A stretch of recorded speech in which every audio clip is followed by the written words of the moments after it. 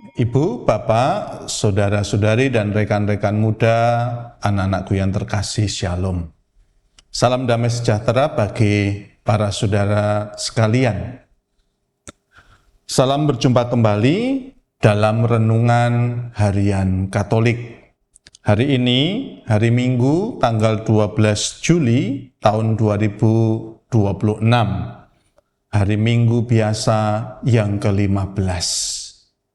Tema renungan kita pada hari Minggu ini adalah audit hati kita. Para saudara yang terkasih, saya mengawali renungan ini dengan kisah singkat.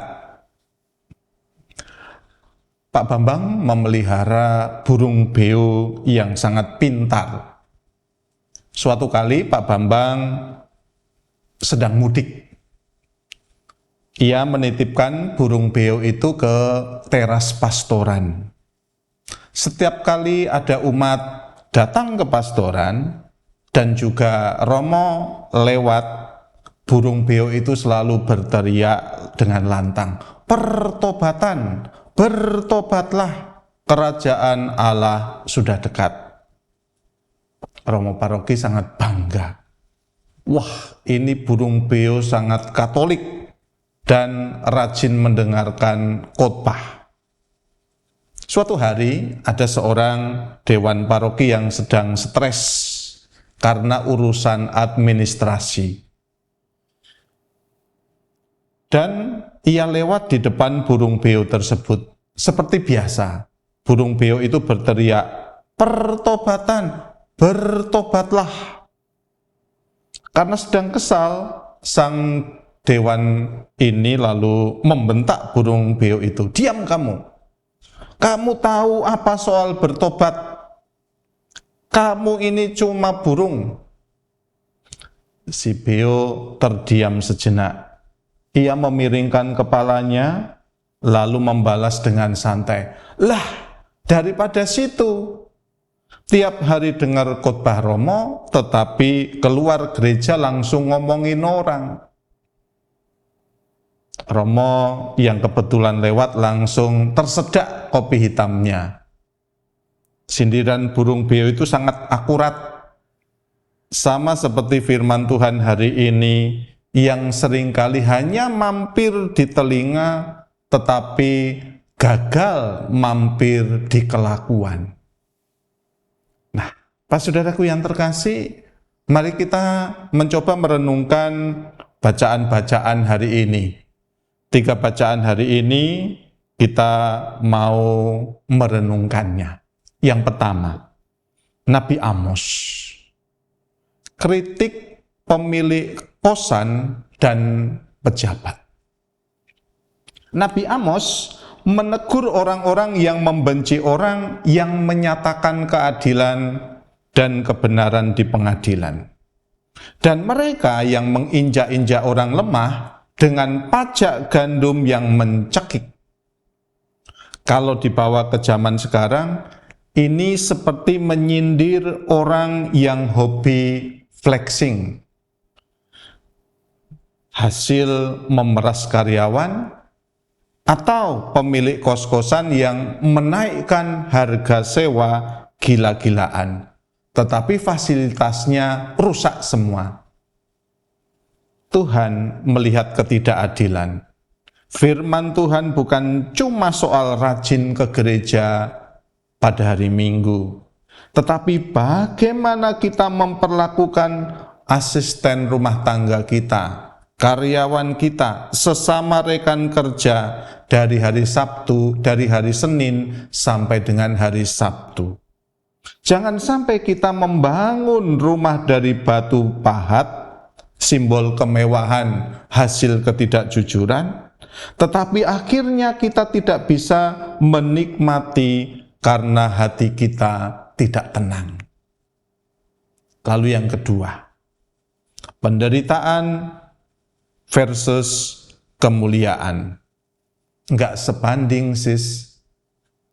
Santo Paulus bilang, penderitaan zaman ini tidak sebanding dengan kemuliaan yang akan dinyatakan. Bagi umat, penderitaan harian itu bisa berupa terjebak macet di jalan tol, KRL yang padat, fajar dan petang, atau menghadapi revisi dari bos menjelang jam pulang kantor. Nah, Pak Saudara, Paulus mengajak kita memiliki perspektif makro. Segala keluh kesah dan penderitaan hidup di dunia ini ibarat sakit bersalin. Sakit memang, tetapi menuju pada sebuah kelahiran yang indah. Apa itu? Keselamatan. Ketika kita merasa lelah dengan rutinitas dan beban hidup, ingatlah bahwa kita sedang dibentuk oleh pribadi yang lebih tangguh menuju kemuliaan abadi. Lalu yang ketiga, kuis kepribadian. Jenis tanah manakah Anda? Yesus menceritakan perumpamaan tentang penabur. Mari kita analogikan jenis-jenis tanah ini dengan tipe umat saat mendengarkan khotbah Romo di gereja. Yang pertama, benih yang jatuh di pinggir jalan. Umat yang baru mendengar khotbah 5 menit langsung lupa karena sibuk mikir, habis makan bakmi di mana ya? Firman langsung dipatok burung. Benih yang jatuh di tanah berbatu. Itu umat yang pas dengar khotbah di gereja langsung tersentuh. Amin. Romo keren sekali. Tapi begitu keluar parkiran gereja, mobilnya diserobot orang, langsung keluar kamus kebun binatang. Akarnya tipis.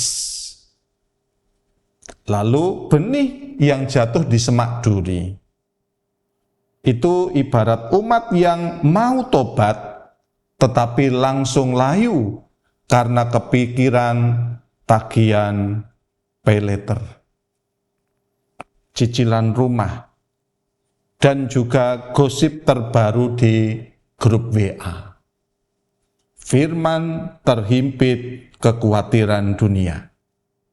Dan yang terakhir, benih yang jatuh di tanah yang baik.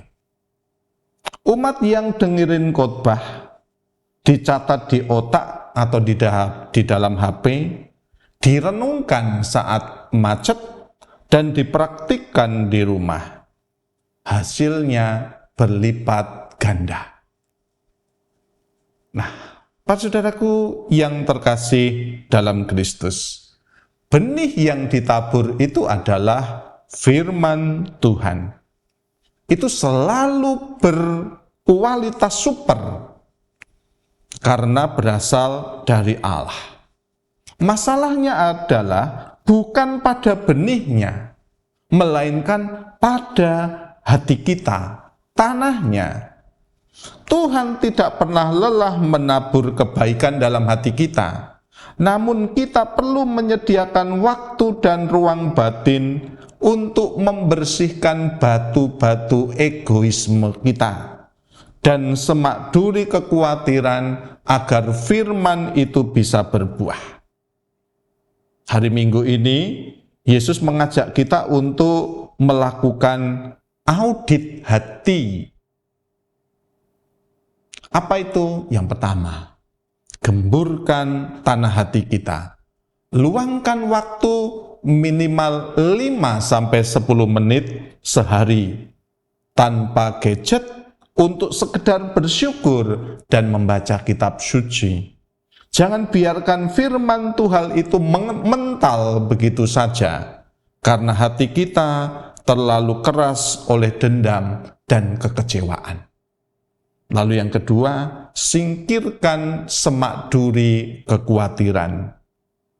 Kekhawatiran akan masa depan, karir, dan finansial itu adalah manusiawi.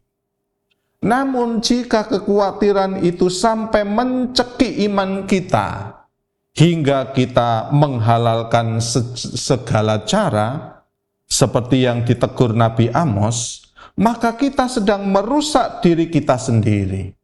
Percayalah, seperti kata Paulus, kemuliaan yang Tuhan sediakan jauh lebih besar daripada kecemasan kita saat ini. Selamat berhari Minggu, Tuhan memberkati. Kemuliaan kepada Bapa dan Putra dan Roh Kudus, seperti pada permulaan, sekarang, selalu, dan sepanjang segala abad. Amin.